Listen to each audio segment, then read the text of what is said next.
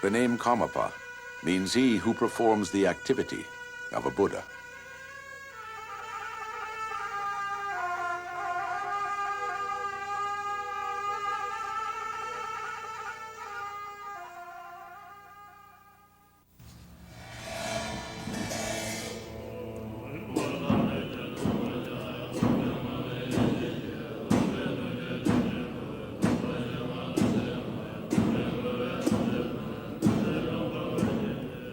With the historical Buddha Shakyamuni, there began systematic methods and teachings in order to free us from suffering. Since that time, these teachings have remained alive. Now, after 2,600 years, the whole world is becoming inspired by them. This Tibetan building in New Delhi, India, is an important milestone in the spreading of Buddha's teachings throughout the world. Here, the great treatises of Buddhism are being translated and studied in major world languages. It is the Karmapa International Buddhist Institute. Such an institution was the last wish of His Holiness the 16th Gyalva Karmapa before he passed away in 1981. He himself began to propagate universal wisdom and compassion in the Far East, North America and Europe. What he taught is based on the Dharma, the Buddhist teachings as developed in Tibet. Without the roots in Tibet, the strength of the Dharma cannot be kept alive.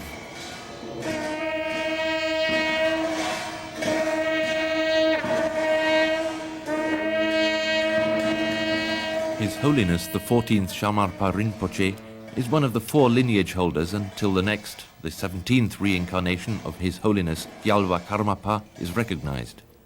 Here he introduces this film. The lineage from the Buddha is an unbroken transmission passed down from masters such as the great Padmasambhava, Milarepa, through to all the Karmapas till this very day.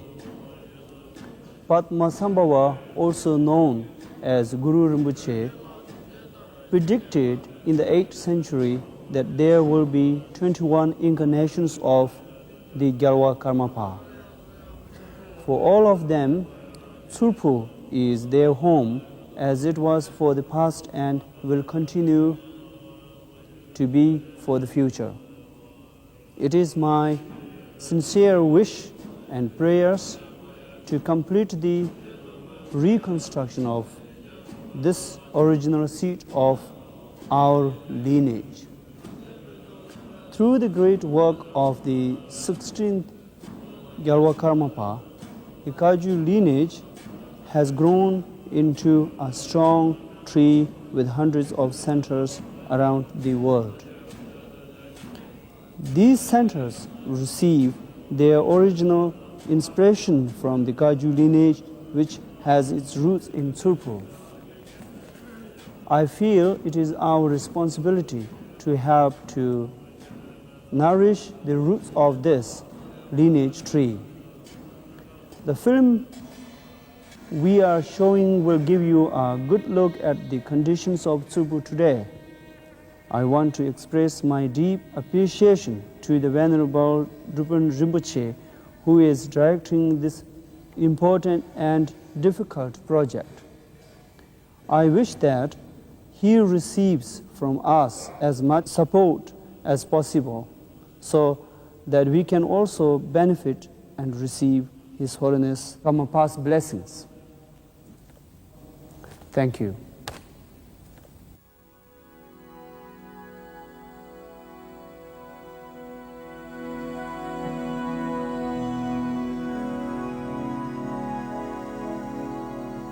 This is Tsurphu today.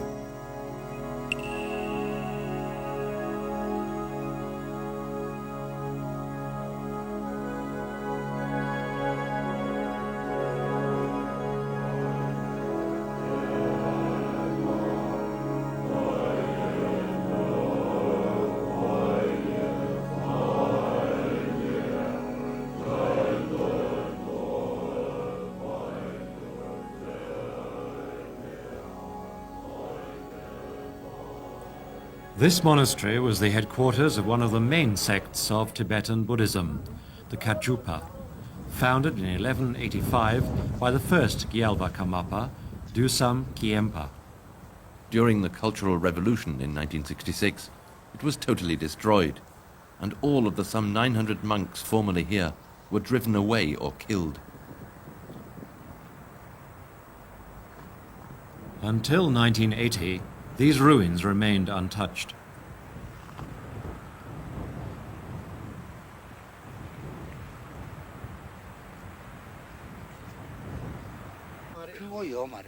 In the main temple, there were 3 big stupas containing the reliquaries of the lineage teachers, and there were statues of all the Karmapas up to the 10th Churjing Dorje. They were all destroyed, and not a single one left. It was all done manually. They used dynamite only for the great Lachen statue.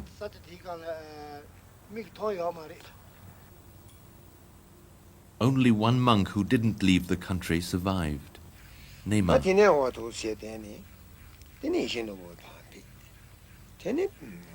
When His Holiness Karmapa left Tsurphu, a lot of monks fled with him to seek him. The remainder fled over the next few years. But in 1959, I promised to remain here as long as the monastery still existed.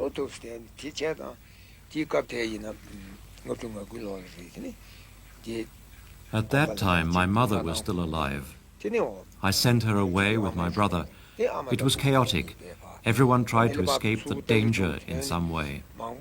Most people fled with only a handful of grain. Apart from myself, Duchen Kushu, my master, stayed here, and Umze Agu and Chöpe Penchola. We tried to save as much as possible here. In 1966, half dead from hunger, I dressed myself as a beggar and went to Kimolong, where I survived. I heard there that the monastery had been destroyed shortly afterwards.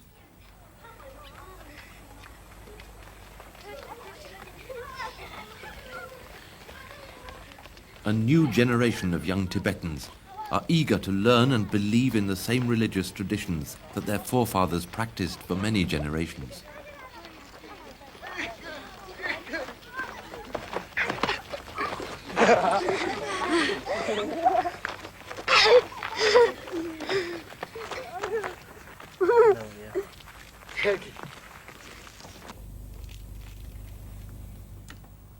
This is the monastery bookkeeper.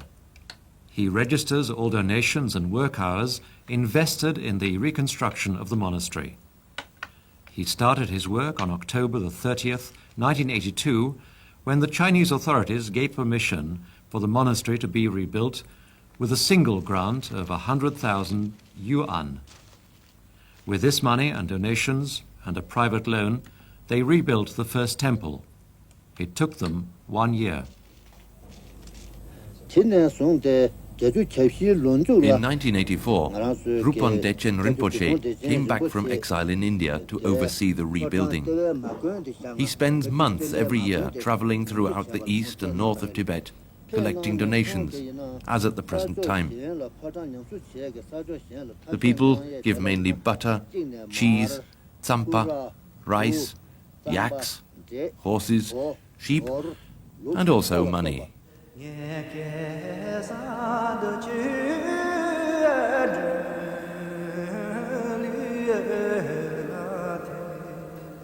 In Amdo, nomads are awaiting the arrival of the Rinpoche from Tsurphu. In this uninhabited area, it is a mystery where these people come from. The sun is hot, the wind bitingly cold, and in the morning the ground is frozen.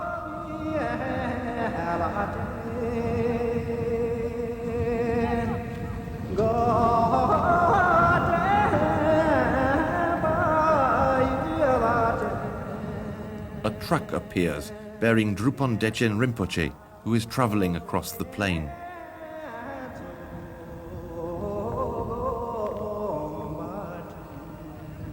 His blessing has such great power to bring well-being that even animals benefit from it.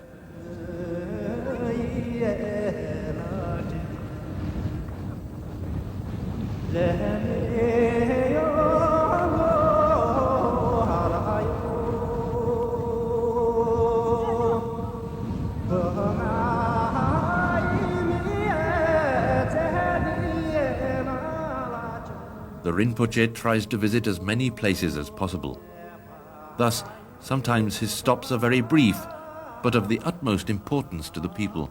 Often there is only time for a quickly improvised ceremony at which prayers are offered for long life, peace, or good health, depending on what the people request.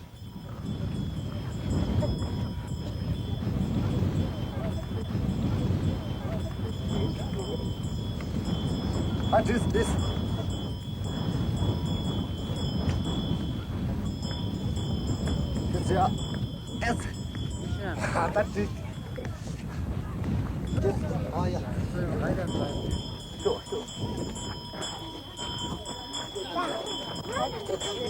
The Rinpoche holds this ceremony to inspire and to empower the pilgrims to develop aspects of their own inherent wisdom and compassion. Monks give red cords as a symbol for blessing and protection. They distribute milk which has been consecrated also as a form of blessing.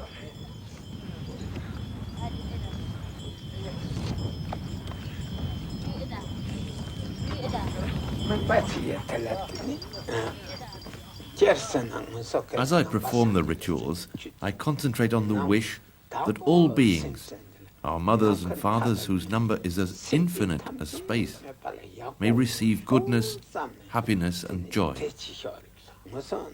We are rebuilding the monastery with the motivation that all beings who are directly or indirectly associated with the monastery, but also those who have no link, will be cleansed of all negativity, and that their merit will increase, that they will have long lives, and after death they will not be reborn in the lower realms.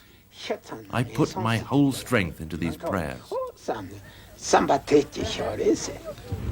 This method of giving voluntary donations has always been practiced in Tibet, instead of the compulsory taxes in other countries. The chief difference is that each individual decides by himself how much he can and will give.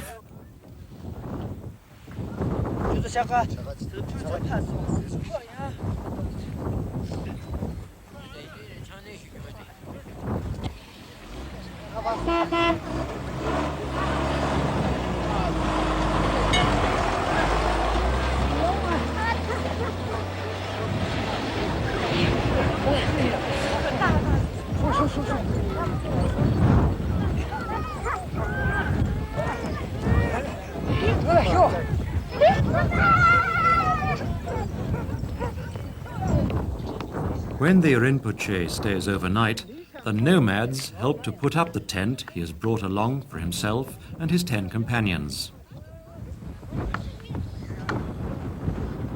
This is the area where the previous Karmapas throughout history have come to impart the Kagyu teachings and give their blessings.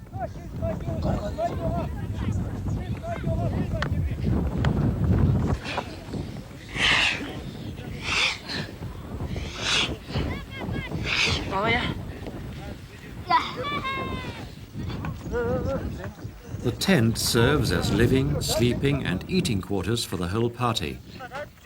In addition, all the religious ceremonies are held there.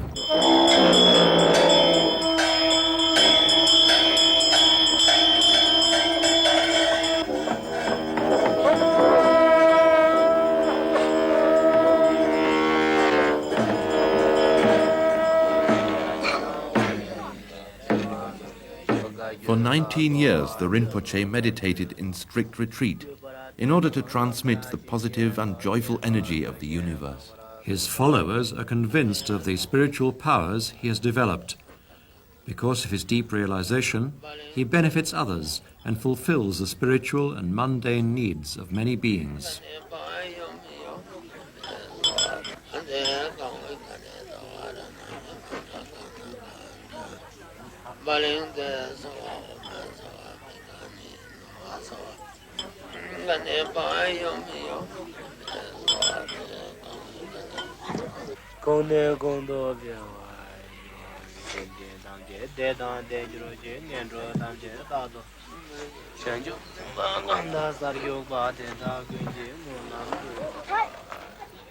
Where the Rinpoche has been, they say, there are fewer storms, better harvests, and harmony in the families.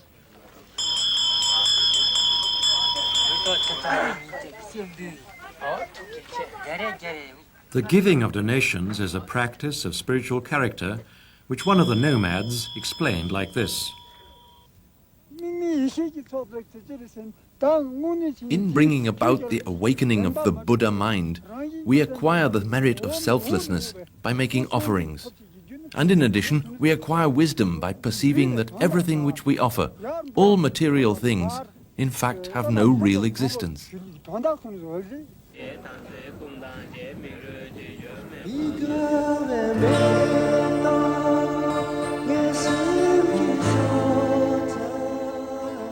Wherever Tibetans come across an example of higher realization, in the form of a statue, a mountain, or a Rinpoche in his tent, they circumambulate it to express their respect.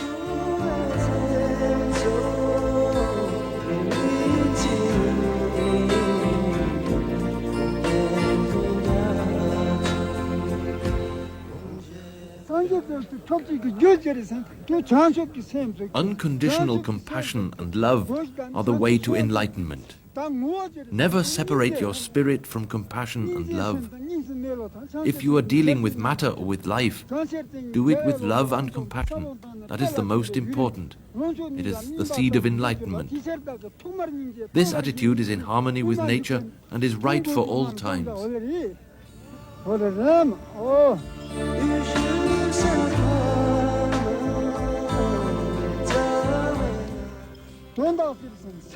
Because you have attained this life, you must use the chance for spiritual development.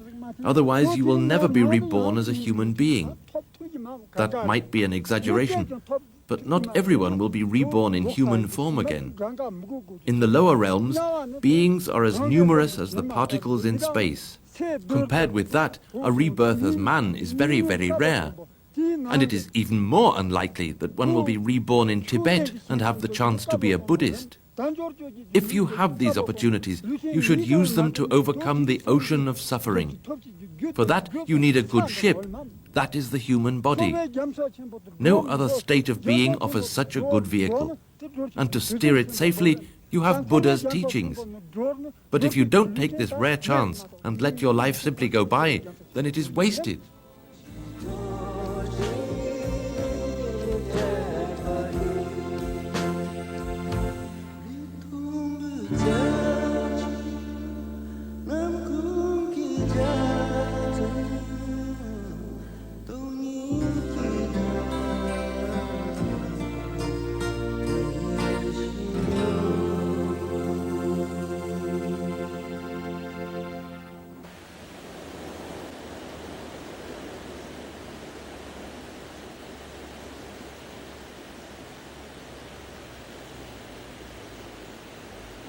After 4 months of journeying through the outer regions, the Rinpoche and the monks arrive home once again.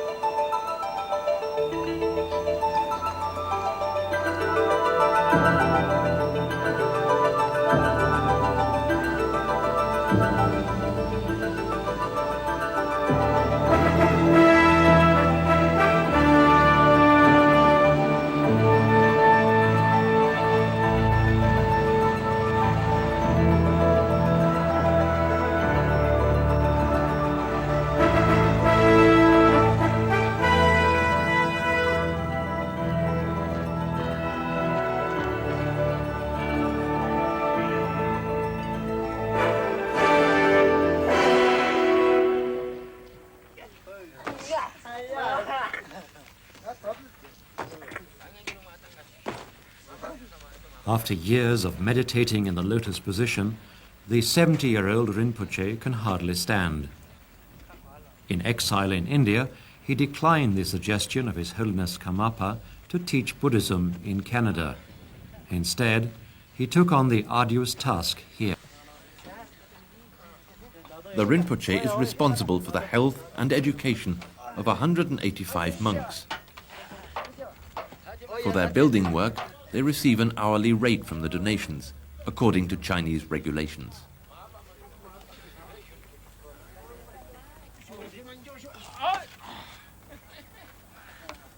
As for himself, he only owns the clothes on his back. All donations go towards rebuilding. To this end, he has dedicated his life materially and spiritually.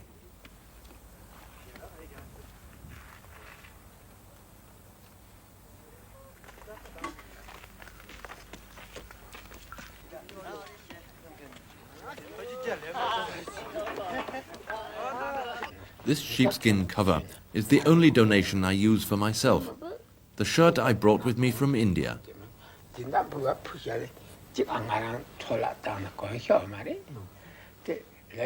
In return for the donations, I give the people pills which have been blessed to help them when they are troubled or ill. If they have faith, they can be healed by these blessed pills. The potency of this medicine is well known. That's why the people put their trust in it. For example, a pregnant woman will take a little before she gives birth. Then the child is born very easily.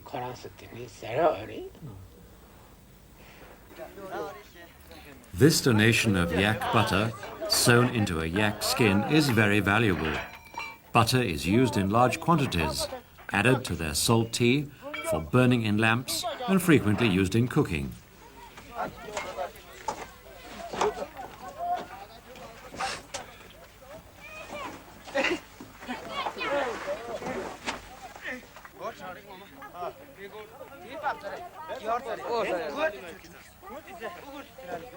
Only 3 of the 30 main buildings have been rebuilt so far, and to construct them with their ornamental interior is an enormous undertaking.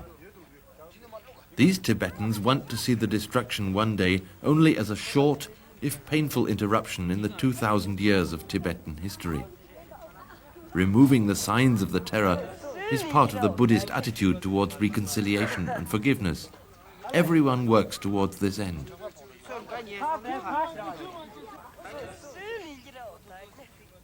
To restore the monastery to approximately the same condition as it was before 1966, like this, requires a lot more support than Tibetan nomads and pilgrims alone could ever give. As they do not receive money from the government, they are largely dependent on outside help.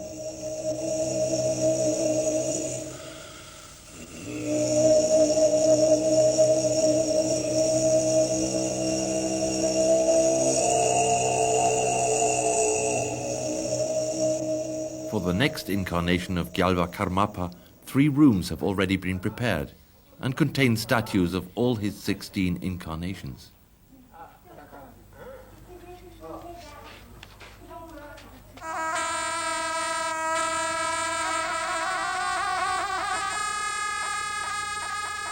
Rangjan Rigpa Dorje, the last Karmapa, was born in Tibet in 1924. In the year 1974, on his first trip to North America, he bridged the Buddhist Dharma from east to west. He fulfilled the prophecies of Padma Sambhava, who also foretold in the 8th century, Tsurphu monastery will be the center of the activity of the successive Karmapas, who by their activity would liberate inconceivable numbers of sentient beings.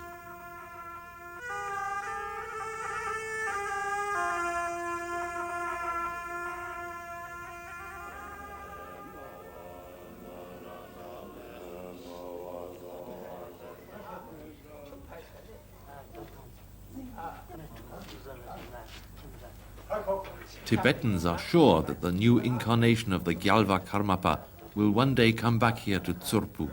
They believe in the success of the reconstruction because they are absolutely convinced of the strength and miraculous power of the deities.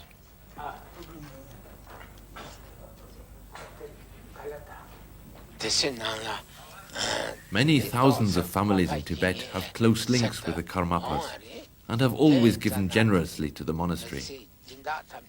Their faith in Buddhism was greatly strengthened when Karmapa sent me back to Tibet to rebuild the monastery. They give help and support as in former times. Their determination and faith has not waned. On the contrary, they have grown even stronger.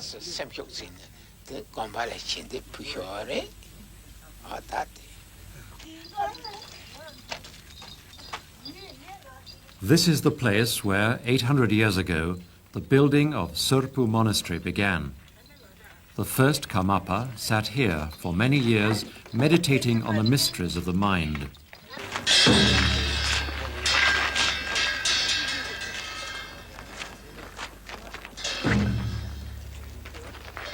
These mysteries are represented symbolically in the Lama dances at the Buddhist festivals, in order to invoke spiritual awareness in the individual.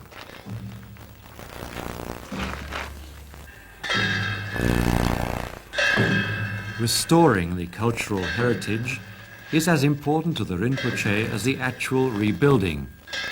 He uses also donations to acquire many of these costly robes and ritual objects.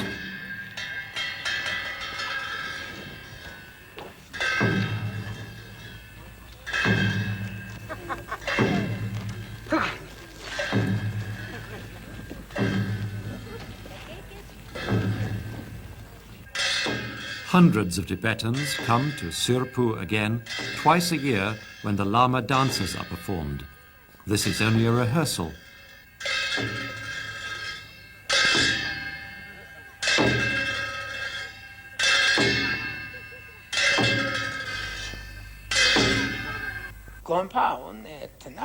Without a monastery, there is no religious community or study of Buddhism. In a monastery, everyone who wants to learn can come and meet lamas and receive their teachings. The lamas explain what really brings merits and what is negative and must therefore be avoided.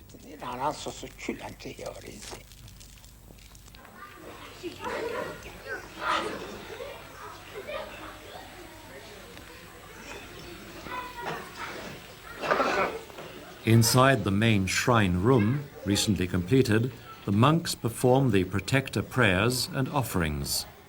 The monasteries in Tibet were always the schools and universities, being the highest and most profound expression of Tibetan culture and tradition. The wisdom and knowledge achieved there through the last 1,000 years should be a heritage for the whole of humanity. Just as technology has been emphasized and developed in the West, and today benefits the entire world. While the West has developed the outer, the Buddhists have explored the inner dimensions and reached an advanced spiritual awareness.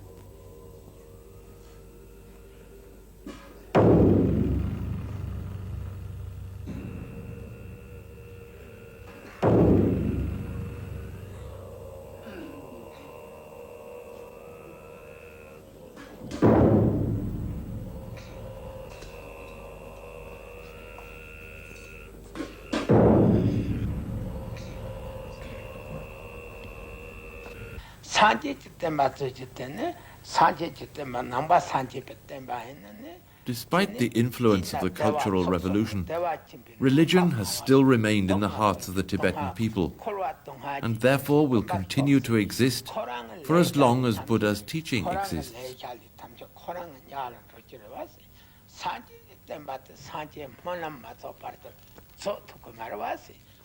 Now, Buddhism is spreading further afield than before. Formerly, Buddhism was completely unknown in the West.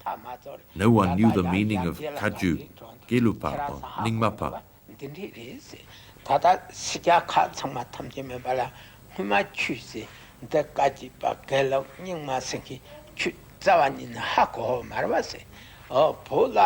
Because of the events in Tibet, our teachers went to India and came into contact with Westerners, which resulted in the spread of Dharma to countries where it was previously not practiced. If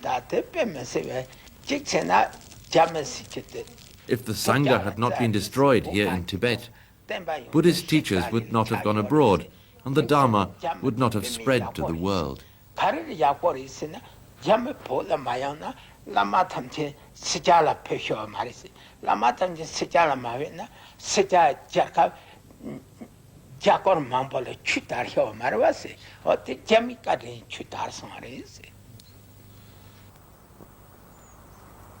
One American who was inspired by Karmapa in 1971 is Ward Holmes. He has worked at the main seat of the Karmapa in America as treasurer and as Karmapa's personal driver. He completed the traditional 3-year retreat in Canada in 1985. Many times His Holiness expressed a strong, deep interest in Tibet, and his love for Tibet he expressed many times. So then when I came, then I had always been interested to see Tibet. So when I came here, I really felt the power of the blessings of what I think he was talking about. What has Rinpoche in mind to do with this place where we are sitting here? His general plan was to rebuild this whole complex, building a shrine and a library and a kitchen, and then maybe 5 or 6 different rooms with 2 or 3 beds in it, and then 1 or 2 rooms would be allotted for doing meditation retreat, where the person would bring food in and you wouldn't have to come out. To realize this plan, he has visited Rinpoche since 1986 many times and established the Tsurphu Foundation in Hawaii to collect funds worldwide to rebuild the monastery. Our whole project is so vast. Everything was destroyed at once. But to rebuild it is another matter. It is difficult to find enough laborers and building material. But I hope that everything will go quickly. The Tsurphu monastery is now very poor. To provide food, accommodation and everything for the visitors will be very difficult for us. This would have to be organized with your assistance.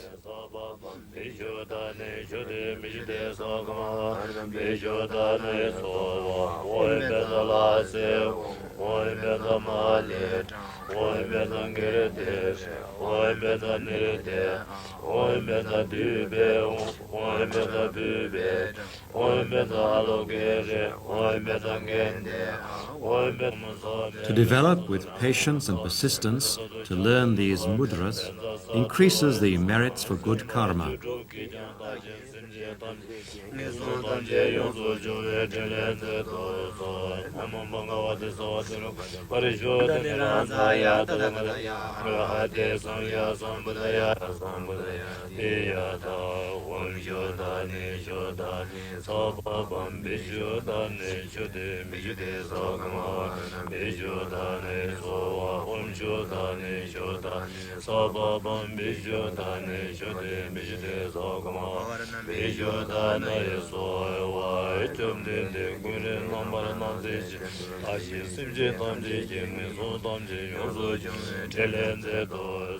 Bad karma is the result of bad actions. Good karma is the result of good deeds. It is the principle of cause and effect. So the fate of the individual and the community is the result of their own behavior, both good or bad. Then why was Tsurphu destroyed? All the Karmapas from the 1st to the 16th have lived here. For this reason, the whole area is very blessed. People even believe that it is enough just to put one foot into the temple to avoid rebirth in the lowly realms. That this extraordinary place could nevertheless be torn down was not the result of the monastery's bad karma, but of the worldwide rejection of religion.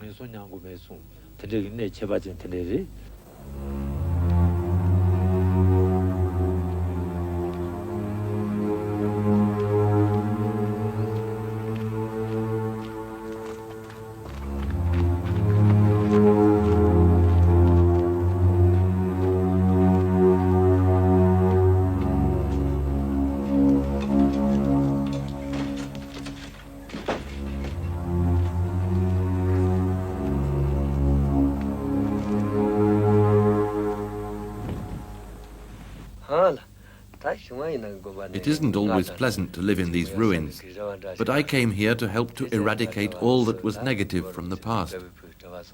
It was my own decision to become a monk, and my parents welcomed my choice. When Rinpoche came to see us in Amdo, I made my vows to him and accompanied him.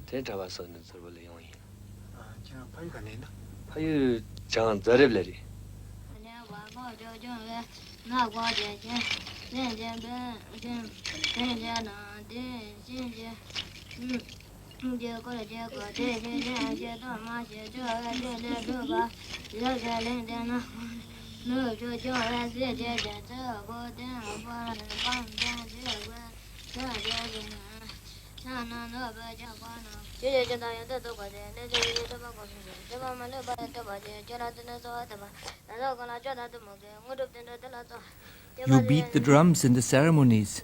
Where did you learn to do it so well? Actually, it wasn't difficult. I simply began, and then after 2 months I was allowed to play in the pujas.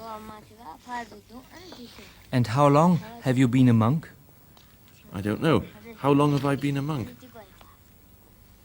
2 years. Yes, since I was 9. How often do you go home? Once a year. But this year I haven't had time. It doesn't matter. I like being here.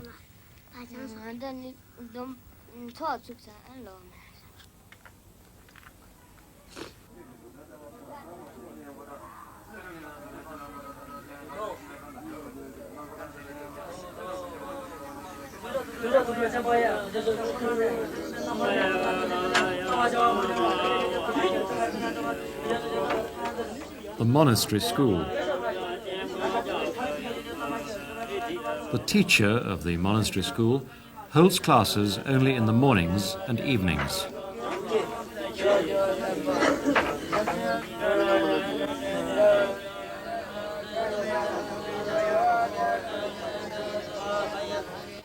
Don't the children need support to study under these poor conditions? The teachings have nothing to do with the financial situation. It neither improves nor makes it worse. It is for their spiritual career. But for some of them, a financial support would be very helpful. They all come from very different backgrounds. Some children have nothing from home.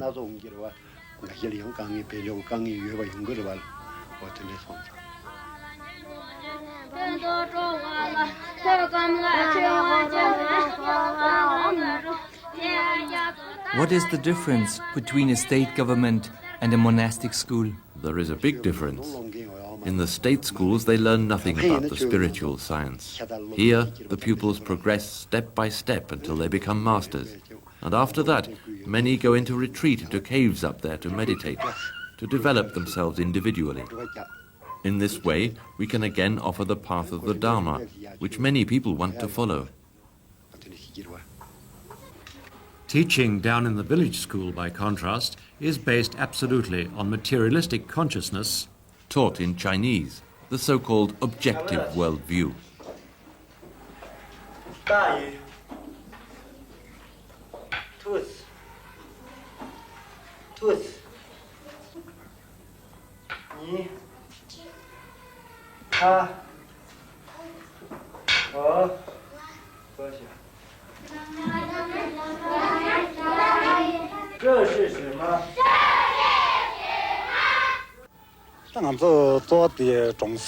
This is a village school, and our major subjects are Tibetan, arithmetic, and Chinese.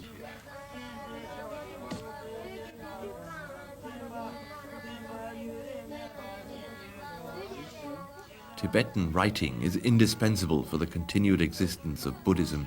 It can be learned only in the few monasteries which have been regenerated.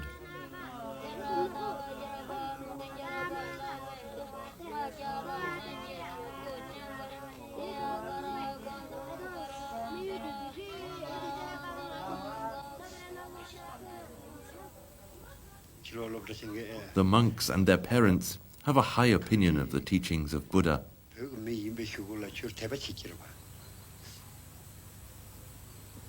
Every Tibetan has faith in the religious way of life. they will continue to follow this way.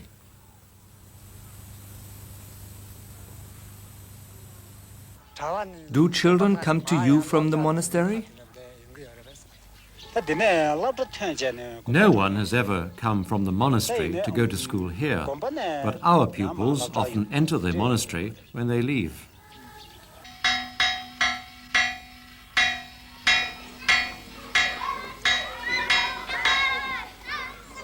The majority of Tibetan children attend schools like this. As far as they go to school at all. If the traditional wisdom of their parents is not passed on to them in addition, the cultural heritage of Tibet will be lost.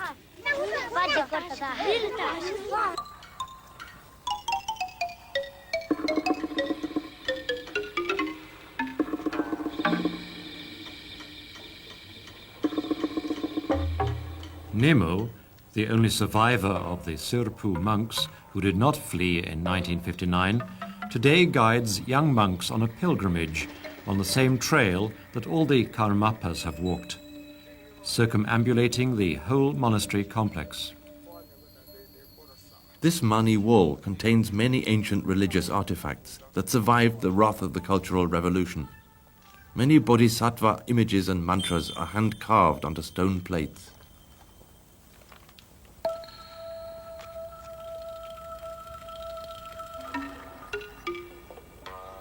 The trail crosses a cemetery where sky burials are performed.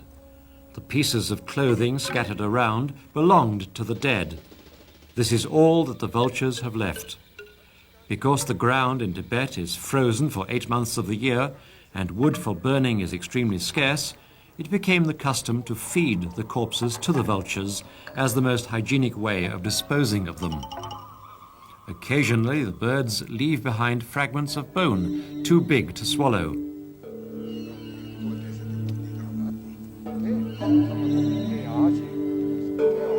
The relatives bring the corpse to the cemetery wrapped in a blanket.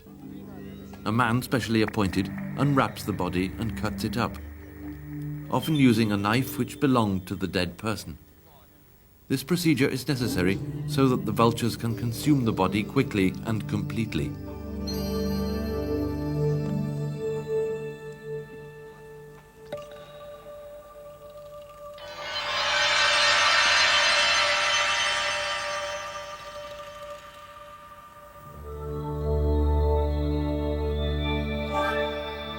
This rock is a type only found in the Bodh Gaya cemetery in India, the place where the Buddha himself attained enlightenment. Legend has it that the rock miraculously flew over the Himalayas when Karmapa chose Tsurphu to be his seat. This is taken as confirmation that souls whose bodies are disposed of here will have a better rebirth.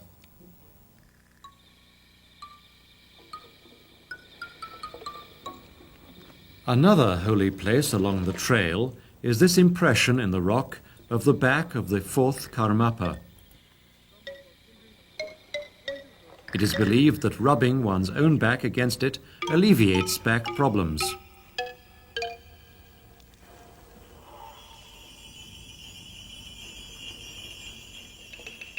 This hole is a test for pilgrims. Anyone who can't manage to crawl through must have sinned in some way.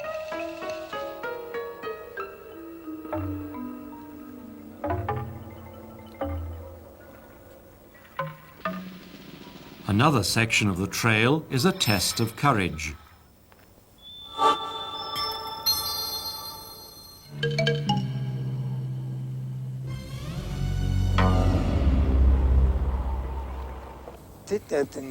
When you are dead, you will experience the illusion of having to cross a terrifying bridge. But if you have crossed the Shingcho Kangpa bridge up there a couple of times, you won't be compelled to go through the illusionary experience.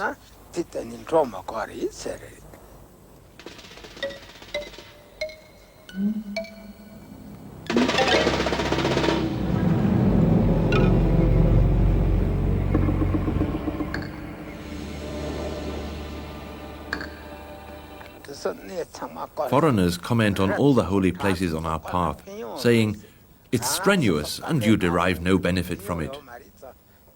Don't you think so too?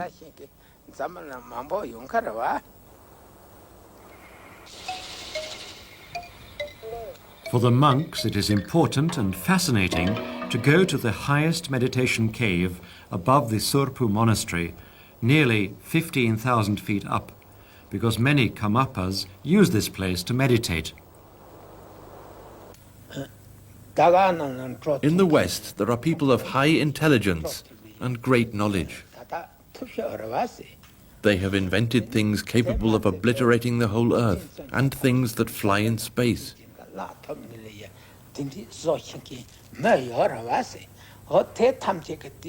But about life after death and about where they will be born again, they know nothing. They have absolutely no conception. But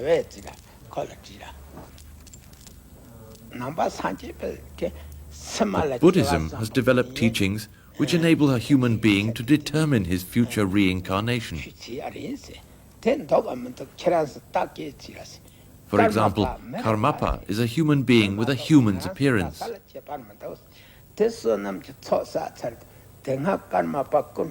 But nevertheless, he is capable of specifying his future reincarnations exactly, as he has been doing since 1110, describing precisely in writing each of his 16 reincarnations. Soon, the Karmapa will be born again exactly where he foretold, giving us yet another proof that reincarnation occurs. And it would be unthinkable, wouldn't it, that only the Karmapa is reborn and not other people.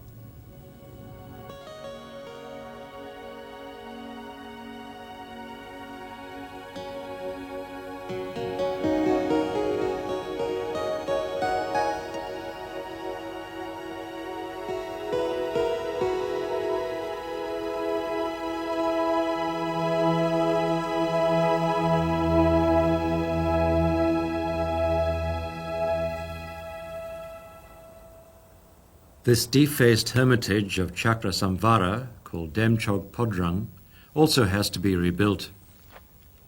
A relic from the last Karmapa gives the pupils a special inspiration on the enlightened mind. Because Karmapa's mind was not limited to his body, he was able to see beyond death to his next life.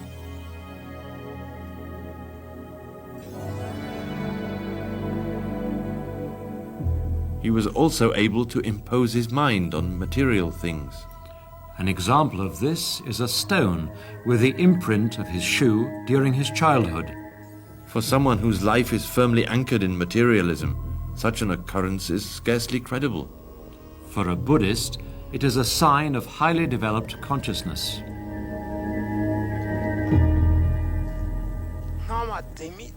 Perceive that appearances do not truly exist. A person who has himself learnt this wisdom and experienced phenomena as merely a product of the spirit knows that the material has no objective existence, and that it can, as you saw on the mountainside, leave footprints in stone. As a child, Karmapa used to hop from rock to rock along the shores of Lake Latung. In his childish high spirits, he left footprints in the rocks. And because he went barefoot, you can see the imprint of each individual toe.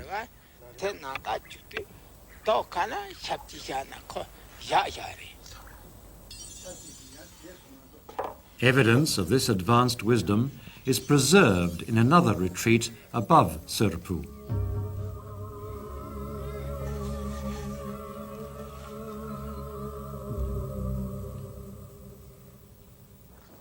It was the retreat center of the second Karmapa, called Pima Chatsong, 700 years ago.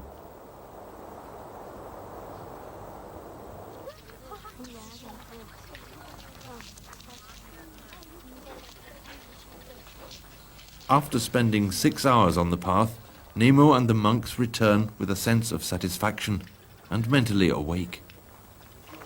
Because it is never too early to prepare oneself for the inevitable approach of death, the little monks already are learning to use this life to liberate themselves from attachment to worldly existence.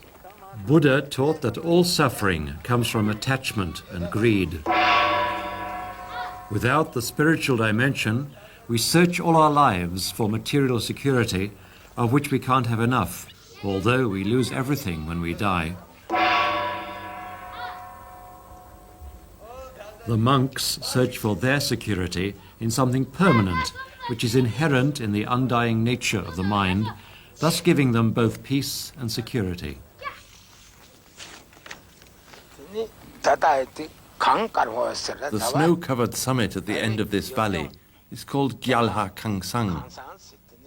He protects this area and symbolizes also that the people helpful to Tsurphu are from outside the area.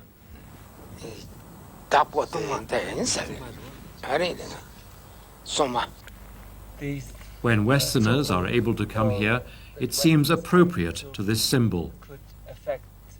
Could have effects on the West. Is there, or the Well, other way, is it just a private? Having never been to the East, where Buddhism is alive today, people sometimes have a very strict and rigid view about Buddhism, and it's not so rigid. It's very open and expansive.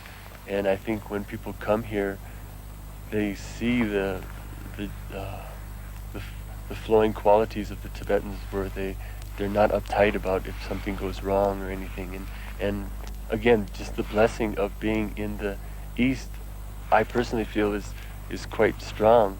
And when you have that, then you're able, I think, to have much more inspiration when you're back in the West to practice meditation. But if you've never been to places such as this, then sometimes your meditation, you might not have the energy to continue on, have lapses in it. When you listen to the sound of our river, you hear the mantra of Chakra Samvara.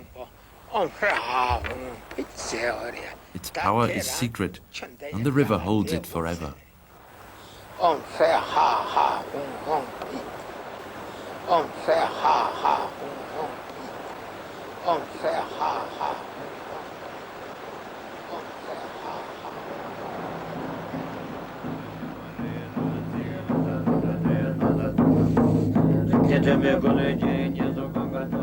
The monks pray for an all-encompassing protection from the deity Mahakala.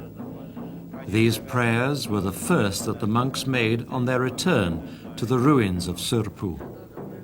The wrathful appearance of the Mahakala expresses the transformation of envy, anger, jealousy, and hatred into compassion and love. The Tibetans offer their arms to him, his spiritual power being much stronger than earth-bound weapons.